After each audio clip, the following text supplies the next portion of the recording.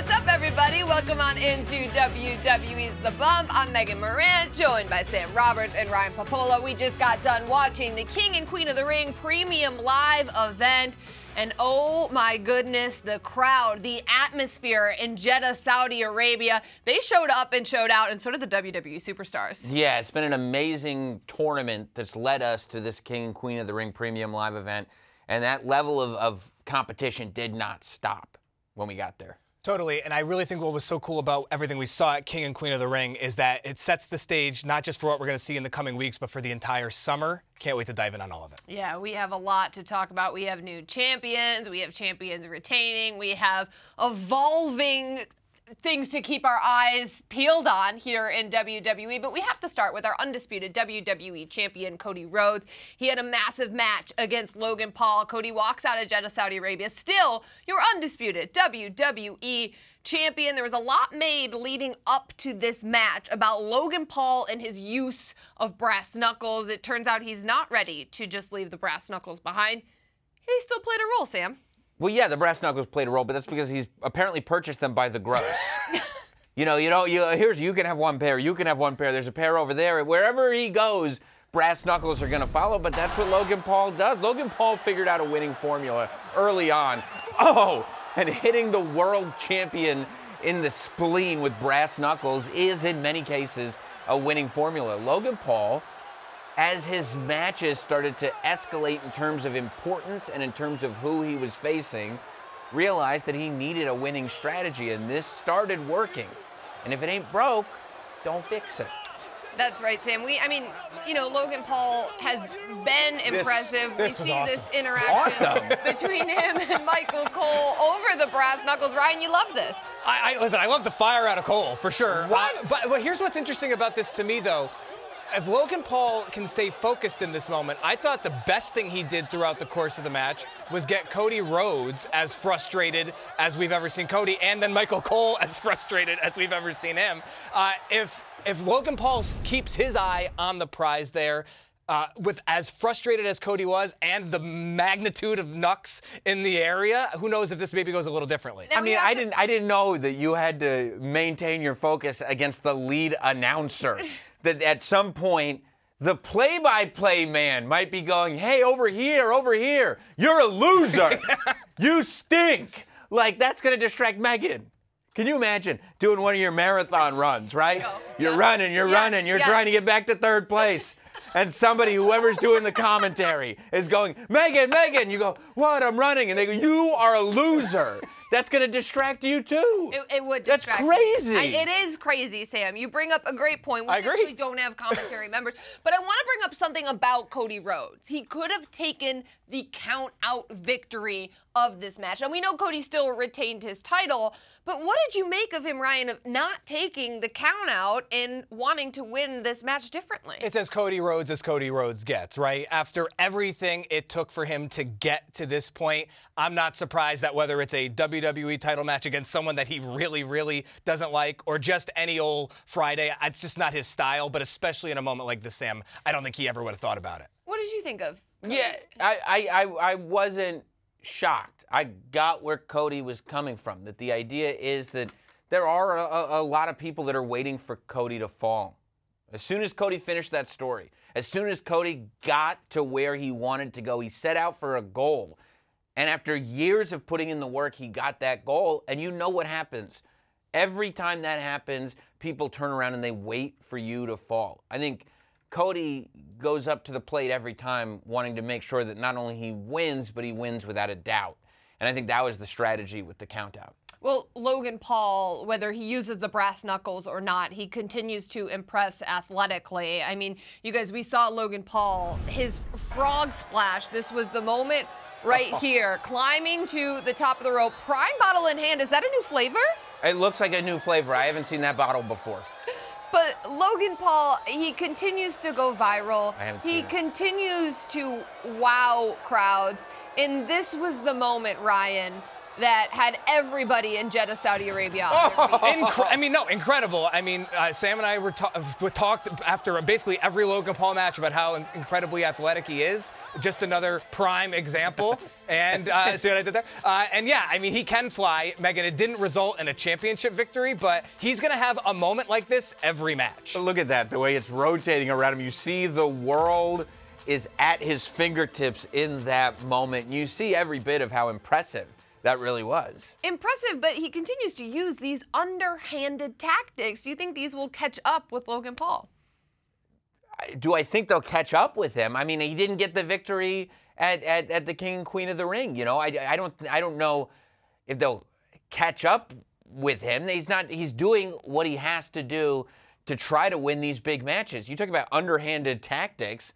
Let's be honest about what happened to Logan Paul. It's so strange that everybody has this one energy when it's happening to one person, but they don't keep that same energy for everybody.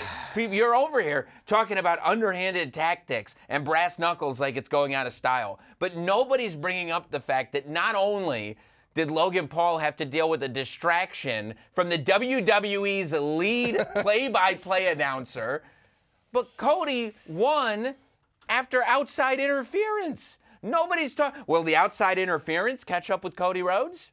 It is a good question. Ibrahim Al-Hajjaj was the outside interference in this matchup that did help Cody lead to the victory. But Sam, you know, Cody had the match won by countout, and he did solidify himself in front of the WWE Universe as the undisputed champion.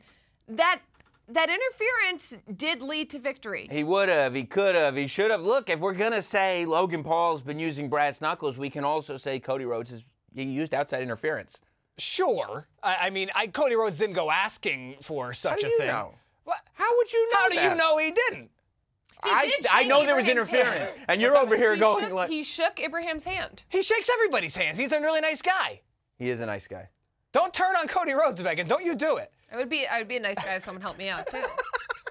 He is a nice guy. But look, I mean, Cody Rhodes, I think, in that moment realized that he has to do everything that he can to save that position. I think Cody Rhodes walked into the match very, very confident. Yes. And what he probably realized is that Logan Paul is not, like, the story of Logan Paul is not just that he's an athletically gifted person.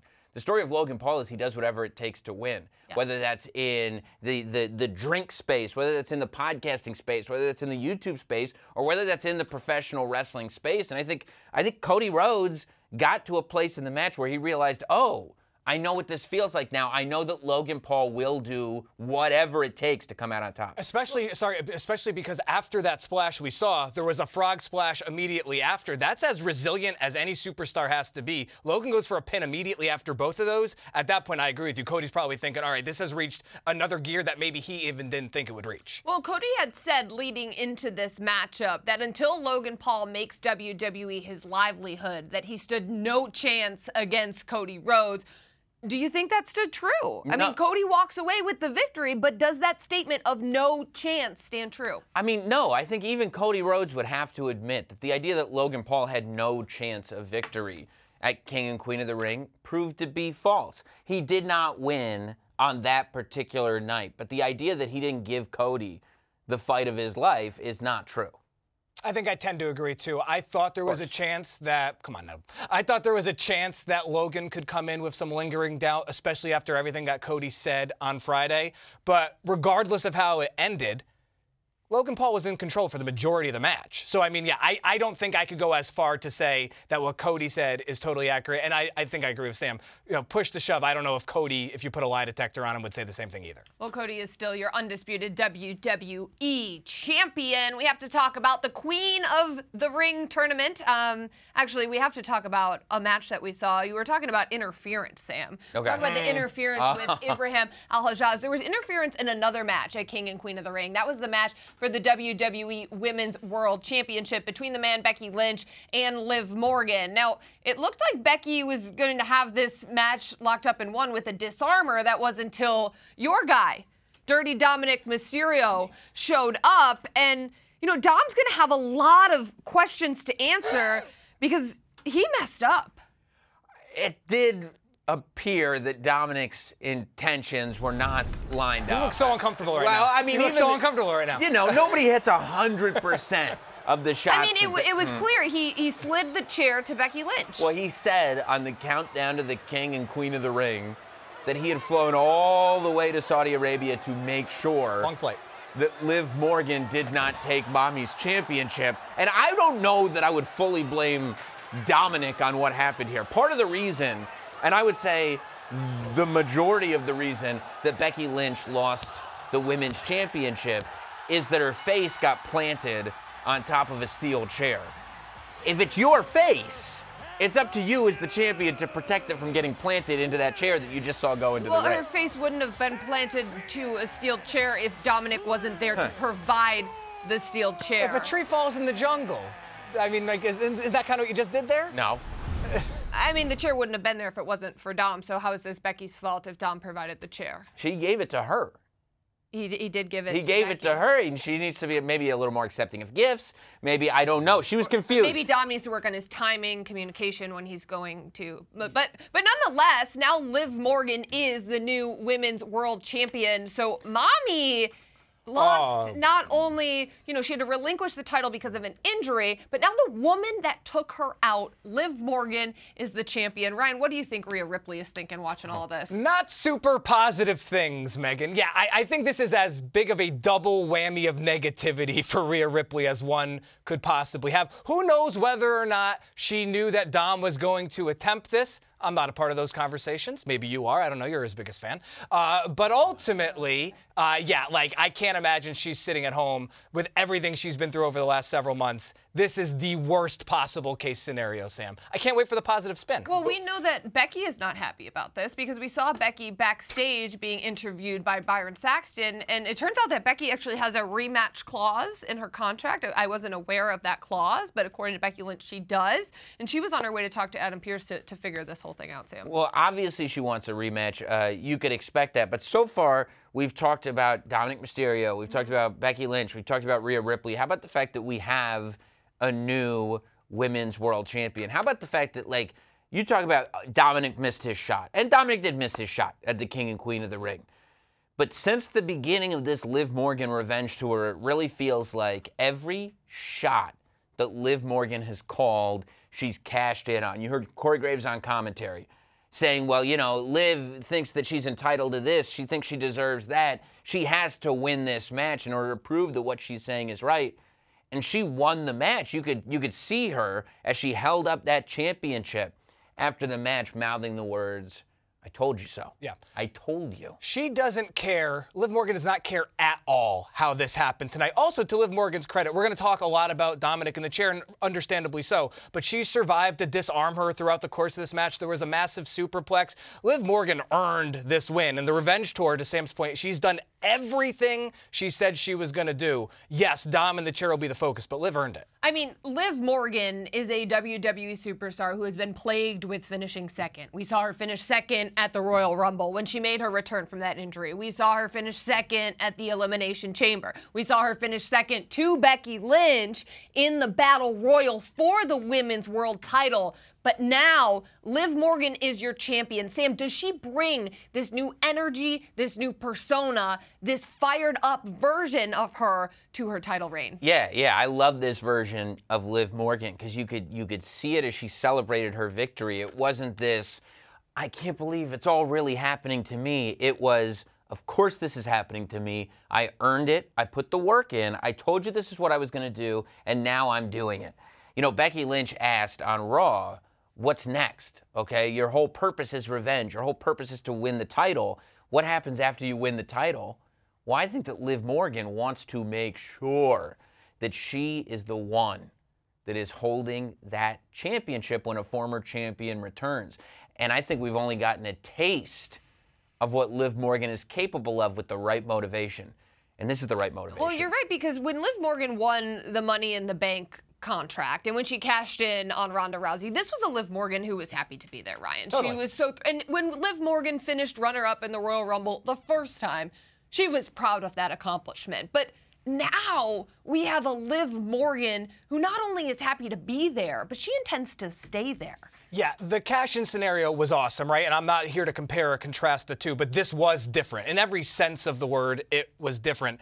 I also think, whether we're talking about Rhea or Becky, you know, to the point of second place, Liv was 0-4 against Becky coming into this. The tides have totally turned now, whether it comes to her versus Becky or her versus anyone. You're right. The combination of how she approached things a few years ago, which I still think is there deep down inside of her, with how her mentality is now, that's very, very dangerous for the rest of the division. Well, let's hear from Liv Morgan and see what her mentality's like. She caught up with Kayla Braxton. Winners only. Guys, this is so exciting. I'm standing by with the brand new WWE Women's World Champion, Liv Morgan. Liv, you went out there and you defeated one of the best superstars in the modern era in front of all of these people here in Jeddah. Can you put into words what this moment meant to you?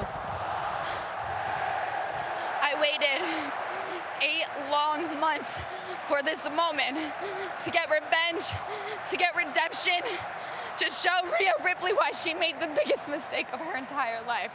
Because I did what nobody said I could do. I finally beat Becky Lynch.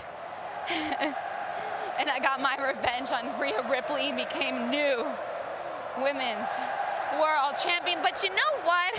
You know what? I have a feeling that the Liv Morgan revenge tour is just getting started.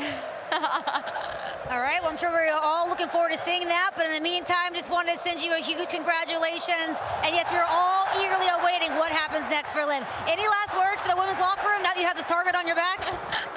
If you don't like it, you can cry about it. But if I were you, I'd watch me. We're all going to be watching her, ladies and gentlemen. That is your new Women's World Champion, Liv Morgan. Thank you so much, Kayla. Liv Morgan saying this revenge tour is only just getting started. We thought it would end with the Women's World Championship, but no. Liv Morgan has bigger plans, and I know that Rhea Ripley and the rest of the Judgment Day has to be furious watching what is unfolding right now with Liv Morgan. And there it is, Damian Priest. What? From bad to worse? Do you think he's talking about Liv getting the title or your guy Dom, Sam? Look. Come on, dude. Come on, dude. Why would you?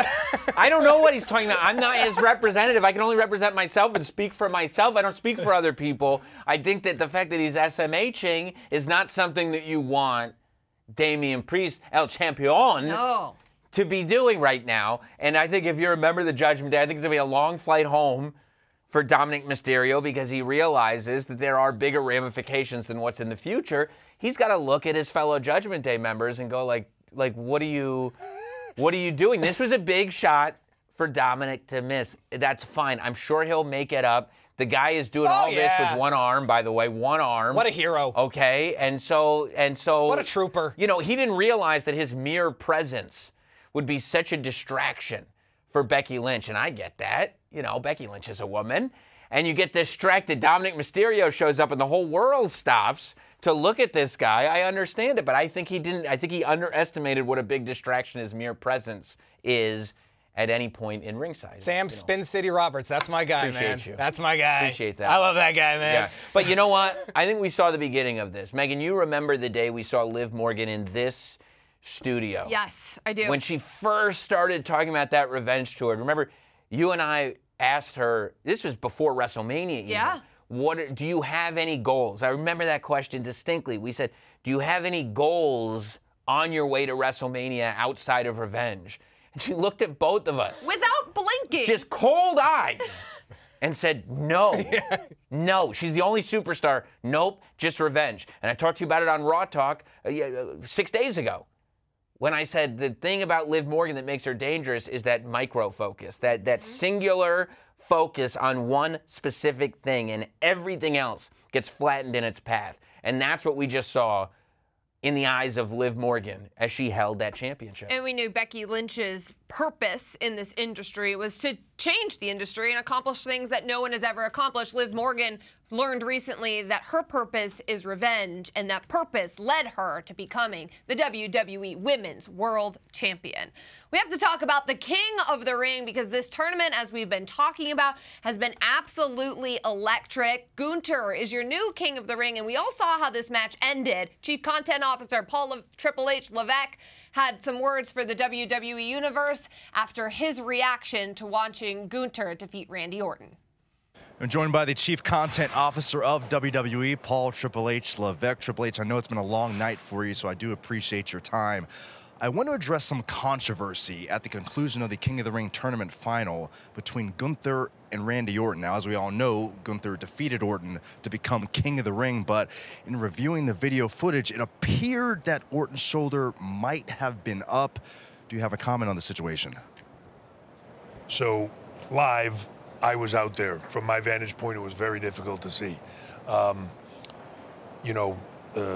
in the ring, handed the crown to Gunther. Very happy for him. Incredible night. What a performance they both put on. Coming back here and seeing it back, look, I saw exactly what you saw. I saw what everybody saw. I saw what everybody is talking about. Didn't really even seem controversial to me. It just seemed like Randy Orton's shoulder wasn't down. But I'm going to say this. The referee's decision is final. Gunther is your King of the Ring. That being said, especially after what I saw tonight, I certainly want to see that again. I think Randy Orton deserves to have another shot at that. And I think if I know anything about Gunther, he will want to have another shot at that, to take the controversy out, to take the asterisk off of the page where it says King of the Ring for him. I think he will want to prove beyond a shadow of a doubt that he is better than Randy Orton. So I think having seen Randy back here, he's pretty banged up, both his knee and his back. I think it's going to be a moment or two before he is ready to step back into the ring with Gunther. But when he is, let's go. Thank you for your time, Triple H. Let's go is right, and now the only question is, are you ready to see Randy Orton versus Gunther again? But we have to talk about the new King of the Ring, Gunther, because immediately after losing his Intercontinental title at WrestleMania, Gunther came out on the Raw after Mania, and he made his intentions to become the King of the Ring very clear. He called his shot weeks ago, months ago, and now he stood in front of Jeddah, Saudi Arabia as king. And what's really remarkable about Gunther is he's one of, if not the most devastating superstars in the history of WWE, just the way he plows through opponents. But all that said, nobody in the tournament's worked harder. Nobody in the tournament has had more classic matches on the way here. Nobody in this tournament has had to take more damage on his way to winning these matches. Gunther's offensive style is like nothing I've ever seen before as a fan, in the sense that he will take so much punishment in a match, but he won't stop his plan. He figures out what he's going to do very early on. He sticks to the plan. He doesn't let the pain get to him. He doesn't let the emotion get to him. The guy ate 2 RKOs and was still able to stick to the plan, realize that Randy had a damaged knee, and to take full advantage of it. Gunther's gonna make sure you wrestle Gunther's match, which I always think is the genius of how he performs, and he's in firm control here. And Megan, the other thing that really stands out to me about Gunther, just in general, but especially tonight, is that, we always talk about his power and his strength, and we should. What we maybe don't talk about enough is that, it was his mind and his strategy tonight that made sure, regardless of any controversy or what have you, he is able to withstand those 2 RKOs and get that decisive pin because of the work he did on Randy's knee and back, especially the knee in the final sequences. Yeah, I mean, he withstood the 2 RKOs. He also found a way to counter several RKOs throughout the battle, and that is the beauty of what Gunther is able to do. But it was just clear, the legend killer Randy Orton, his knee was so damaged by the brutality of Gunther. Because Gunther is King of the Ring, we now know that he gets a championship opportunity at SummerSlam. The World Heavyweight Champion now currently is is Damian Priest. It was announced at King and Queen of the Ring Premium Live event that Damian Priest will battle Drew McIntyre at Clash of the Castle. We know that Gunther is going to be locked in and focused, ready to fight whoever is the World Heavyweight Champion, because that's what Gunther does. I mean, but this is the dynamic of the WWE right now, right? That, like, you go to Clash at the Castle, and you have a match like Drew McIntyre and Damian Priest, and regardless of who wins that match, imagine the feeling. Imagine that sort of internal juxtaposition of holding that title up victoriously, but then on the other side of your brain realizing that Gunther's around the corner. Imagine hearing that announcement that Triple H just made where, like, Randy, we see what happened. Your shoulders were not on the mat. We're going to figure out what to do about this. Best case scenario, Randy may have to fight Gunther again. I mean, it's almost like, can we just leave the asterisk? Yeah, to the point of the match at King and Queen of the Ring, I've rarely, if ever, seen Randy Orton not just beat up, but exhausted. Which isn't to say that he didn't wrestle an incredible match, because he did. But Gunther just does not stop. His cardio also doesn't get enough credit. His pace is unrelenting, and it never comes close to stopping. It's incredible. Randy also kind of issued a challenge. He was kind of in the press after Backlash, going like, you know what I have to say about the fans in Lyon is that after all these years of being in the WWE, I came to the ring and they sang my theme song. I've always had that. I've had that song for years. And they sang that song. That doesn't happen in the States. It happened at the King and Queen of the Ring Premium Live event. The fans firmly behind Randy Orton. He went in as methodical as he always goes in, even outside of that building. As soon as the announcement was made by Triple H, all of us started fantasy matchmaking the idea of Randy Orton and Cody Rhodes at SummerSlam. We all started talking about, they were talking about it on commentary, the idea of the fact that Randy Orton has 14 World Championship wins, and if he can go to SummerSlam, maybe he can get the 15th, maybe he can go towards Ric Flair and John Cena's record. None of it penetrated the psyche of Gunther. No. None of it. He said it on Raw. He continued it at this Premium Live event. He is here to take your hope and destroy it and drag you back down into reality. He loves it. I mean, Randy also would have become the fourth man to ever win Royal Rumble, Money in the Bank, and King of the Ring if he got this done tonight. And yeah, to Sam's point, Gunther loves the idea of those things not happening. It makes him stronger. Congratulations to Gunther, your new King of the Ring. Over on the women's side of things, the Queen of the Ring match went down between the upstart Lyra Valkyria and Nia Jax, the Irresistible Force. Nia Jax victorious, walking out of Jeddah, Saudi Arabia as your new queen. Nia has been so impressive since she's made her return to WWE. We had Natalya on in the studio saying that Nia is doing her best work that she's ever seen.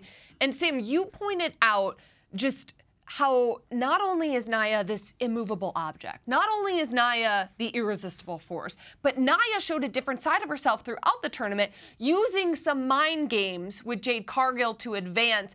But tonight, it was all about overcoming Lyra Valkyria and sending a statement to the women's division that she is the mountain to climb. Yeah, Nia Jax is becoming even more aware than before of exactly who her opponents are. Lyra Valkyria, I think, had the advantage of coming in from NXT to begin this tournament.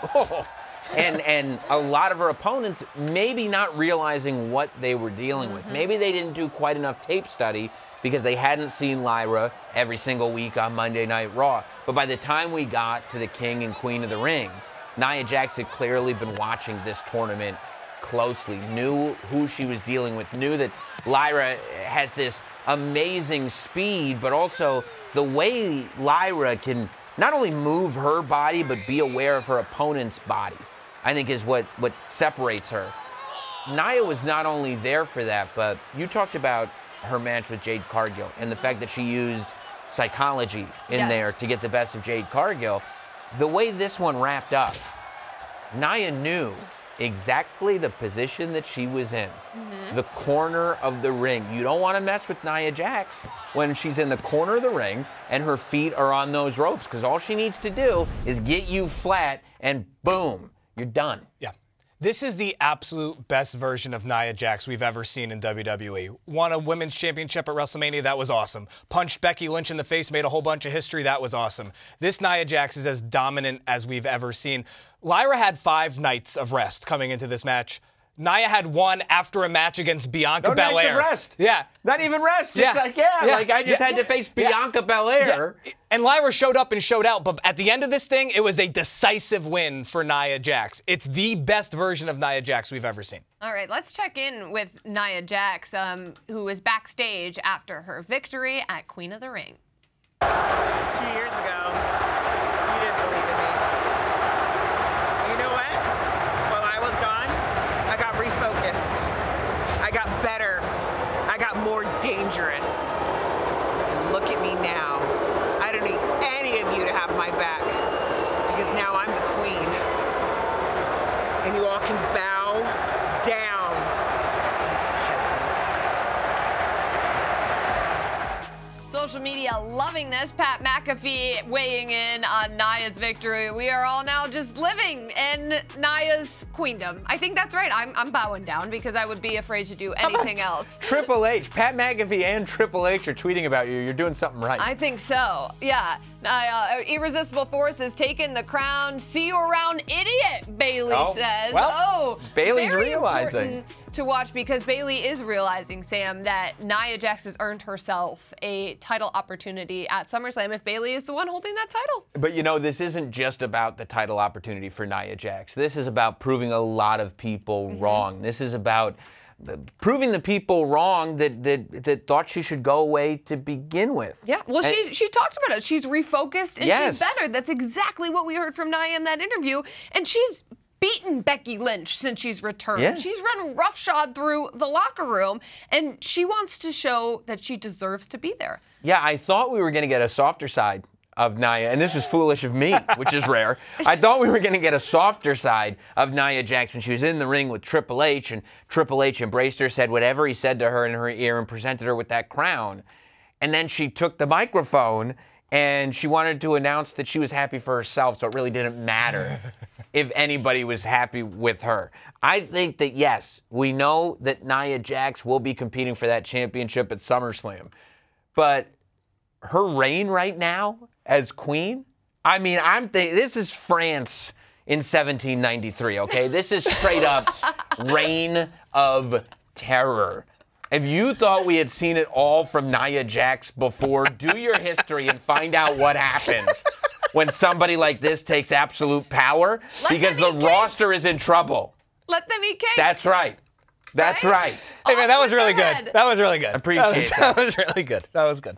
Yeah, Nia was never rattled. She was never rattled, and she's going to take that confidence and that metaphor from Sam. It's going to be the theme of the summer. Whoever is champion at SummerSlam is gonna be in a world of trouble and hurt. Sam, the guillotine's coming out. Oh boy. Oh boy. Yeah. Hey, props to Lyra Valkyria. JBL said it best with us, right? That she'll realize a year or two from now just how incredible this run was. I mean, I know you're going to say no, moral victories to be had, but like ultimately, props to her. Well, it's not a moral victory. It is. I mean, it's a loss is a loss is a loss. But ultimately, this is somebody who a month ago, was drafted to the main roster, and in that time beat 3 of the best women that Monday Night Raw has to offer, made it all the way to the finals of the Queen of the Ring tournament. I think Lyra gets back stateside and gets to Monday Night Raw and has kind of, in a very short period of time, shown the WWE Universe and the women's division on Raw what she's capable of. And to your point about JBL, it's only the beginning. Totally. Well, she's only had a cup of coffee on Monday Night Raw, but she's proven that she belongs. I mean, when you could defeat a former WWE champion like Io Sky, you prove that you can belong in the ring with anybody. We have to move on to our triple threat matchup for the Intercontinental title. It was between Big Bronson Reed, Sami Zayn, and Chad Gable. Sami Zayn is still your Intercontinental champion. And we have to go back to even the entrances during this matchup, because there's been a lot of tension, you guys, between the Alpha Academy and Chad Gable. A lot of people questioning his leadership style, his coaching style, if you will, over the Alpha Academy. Immediately tells Maxine to go backstage. I mean, she flew all the way to Saudi Arabia to support her Alpha Academy brethren, and she's gone right off the bat. And then Chad mentions to Otis that he needs to follow the plan when the time is right. Otis, unable to do that, Sam. Right. And so we're blaming the coach here? Oh, come on, man. We're not blaming the players? So far, like what we've seen is... It's clear the coach isn't getting through to the player. Coaches get fired sometimes, dude. Coaches do get fired, but the players get released from the team as well. What I've seen so far is every time Chad Gable has said, follow the plan, and the players don't follow the plan, Chad Gable ends up, something like this ends up happening. Chad Gable ends up losing. We have yet to see a scenario where the members of the Alpha Academy have actually followed Chad Gable's plan and that it's been victorious for them. Well, the WWE Universe is supporting Otis, Well, like liked it. you, Kyle liked it. because he stood up to Chad Gable, who's been nothing but a bully to Otis, Akira Wow. Tozawa, Maxine Dupree, the rest of the Alpha Academy. But that miscommunication between Chad Gable and Otis is ultimately what led to Sami Zayn having the opportunity to capitalize on a haluva kick and retain his title. Yeah, I feel a lot of anxiety every time that I know Otis has to execute one of these plans, primarily because it goes poorly, but also, like, I can't imagine how Otis feels anytime this is happening, but also... All you have to do is listen. What? I think he was listening. He seems very beat didn't up. want to do it. Dude, like, you're just being real mean to Otis, much like Chad Gable. Oh. Yeah, well, dude, but here's the thing. Here's what that does actually concern me. Otis's face after all of that happened, it didn't scream to me someone that's ready to jump ship and leave the academy, which means that we're just going to have to keep doing this. It's going to be more anxiety for me, more anxiety for Otis, more lectures from Sam. It's going to be terrible all the way around. This was the first premium live event that Chad Gable has been on in 14 months. He wanted to walk out as your IC champ. He falls short. Do you put it on Otis? It's hard to say I put it on Otis specifically. This is a triple threat. There are so many elements here. And what I don't want to do is take it away from Sami Zayn at all. Sami Zayn realized he was in a real bad position. You can see it all over his face. Otis, he hesitated, and it ended up good for Sami Zayn. When he got back into the ring, he couldn't believe it. And it was big Bronson Reed just being in that position for one moment that resulted in the haluva kick. But look at this. This is what I'm talking about. With all of the elements involved in a triple threat match like this, especially when you have three superstars that are so different. Sami Zayn described them as the mind, the body, and the soul of really the men's division, especially when it comes to the Intercontinental Championship in the WWE. It's hard to say that one moment changed the outcome for everybody, but that's where Sami Zayn is great. Just constant realization of where he is and avoiding potentially catastrophic moments from Big Bronson Reed. Here's where I will disagree with you, though, briefly, as much as I really feel for Otis. At one point in this match, Chad Gable German suplexes both Bronson Reed and Sami Zayn, not individually, at the same time. I will say that there's an argument to be made that if Otis does not accidentally hit Coach Gable, yeah, Chad Gable could have got this done. Well, Sami Zayn, after winning the Intercontinental title off of Gunther at WrestleMania, I mean, he's been a fighting champion. He's had to deal with a lot. I mean, and Chad Gable has been obsessed with this Intercontinental title. Do you think that Chad Gable is going to be able to move on from this? I mean, he hasn't been able to defeat Sami twice now. Well, I don't think that you come off of a loss like this and say it's time to move on. Number one, he wasn't pinned. No. Okay, he wasn't pinned. He wasn't even in the ring when the decision was made. What's And number his two, strategy next? his strategy is to somehow get his team to listen to him. Should that really be the strategy when it's a one-on-one contest against Sami Zayn? It's not Alpha Academy versus Sami Zayn for the Intercontinental title. If you're in a championship match, as I said with Logan Paul, you use everything you possibly can to win the match, to go home with the championship. This is a wild world of the WWE. Whatever you can use to your advantage, you use it so you can go home with the gold, and I would imagine Chad Gable would feel the same way. Well, we can't take anything away from the Intercontinental Champion, Sami Zayn, because it was a very impressive victory in a triple threat match. Let's hear from Sami Zayn after his big win. I truly don't know how to put it, because it is a surreal thing that's very hard to describe to people.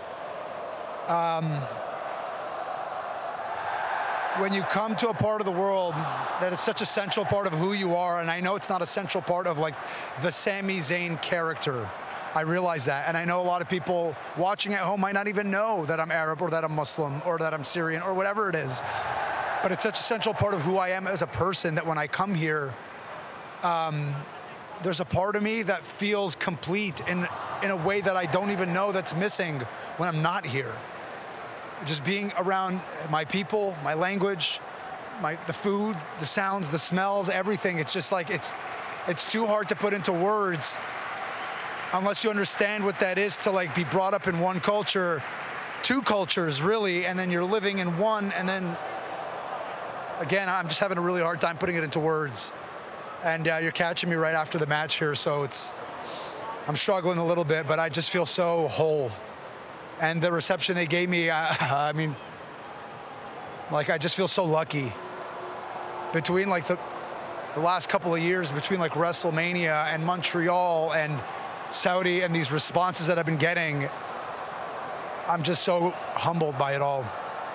I'm on top of the world. I don't know. I can't. I wish I had better words for you. And usually I can't stop talking, but I don't have the words. Just grateful, humble, proud, thankful to be here. Sami had the crowd behind him from start to finish of this matchup. We know this was bigger to Sami. It was about more than just wrestling. But when you saw the reaction from that crowd in Jeddah, Saudi Arabia, and really the reactions that Sami has been getting for over the past year that he mentioned, Sam, what do you make of this response? I mean, it's not at all surprising, you know, as a fan myself, to be able to go on the journey with this superstar who we all kind of feel like we get to know a little bit more and more as a human being. We just saw Sami speaking as a human being to why this is so emotional for him, why an event like this is specifically so special for him. But I think that getting to watch him go through that journey and going on that journey with him, going back to the bloodline and having that culminate with a main event at WrestleMania, and then seeing him kind of dip down, have to find his way back up, have another stellar WrestleMania performance, and watching this version of Sami Zayn, who I think the word whole is the word that he used, that he as a human being in that moment felt whole. But I think the superstar that we see, I know for me as a fan, I feel that superstar is whole. I feel like that's a superstar who has found himself, and that's a journey that we've all been on together. So I feel like it's all the more rewarding. Totally. I think that connection is obviously very strong in a setting like this at King and Queen of the Ring, but it's all over social as well. There was so many posts about this after the fact. This is from our buddy Kaz. Sami Zayn is easy top 5 since 2010, right? I mean, yeah. I can make that argument absolutely.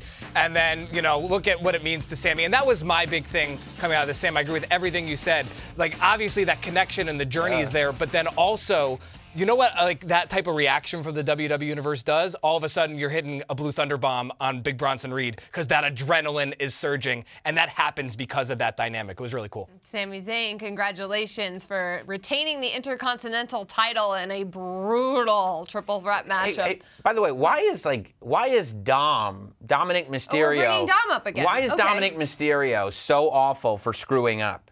But you guys are like, oh, poor Otis. Otis isn't an idiot for screwing up. Only Dominic is an idiot for screwing up. Otis has been berated for week after week after week by his coach, Chad Gable. I mean, Sam, listen, if you berated me for week after week, I would at some point stop listening to you as well. I would hate that.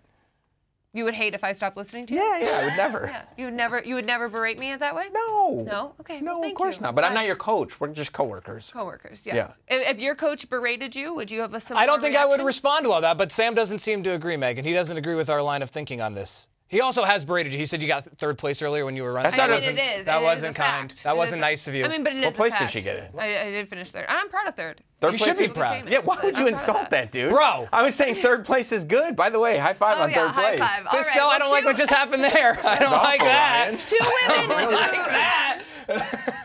Two women who know nothing about finishing third place are Bianca Belair and Jade Cargill, because they are still your WWE Women's Tag Team Champions. They defended their titles on the countdown to King and Queen of the Ring against Candice LeRae and Indy Hartwell. I mean, Bianca Belair coming off of a brutal matchup in the Queen of the Ring tournament less than 24 hours prior, and then defending the titles with Jade Cargill.